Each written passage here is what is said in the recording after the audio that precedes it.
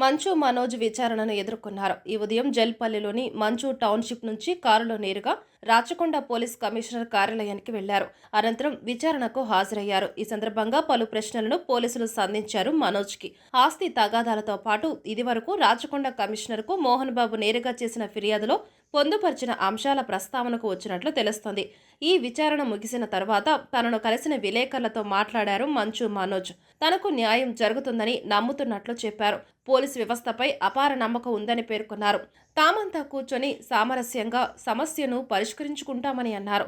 ఈ గొడవలు, ఆస్తి తగాదాలు, ఘర్షణలు అన్న మంచు విష్ణు ప్రోద్బలంతోనే జరుగుతోందంటూ ఆరోపించారు మనోజ్. అమ్మ ఆసుపత్రిలో అడ్మిట్ అయిందన్నది అవాస్తవమని పేర్కొన్నారు. వినయ్ అనే వ్యక్తి విద్యానికేతన్ సంస్థల్లో అక్రమాలకు పాల్పడుతున్నాడని, ఆ విషయాలేవి నాన్నకు తెలియవని చెప్పారు. విద్యానికేతన్ సంస్థల్లో వినయ్ చేస్తున్న అక్రమాల గురించి నాన్నకు చెప్పడానికి ప్రయత్నించారని, అవేవి ఆయనకు తెలియనివ్వకుండా చేశారని మనోజ్ అన్నారు.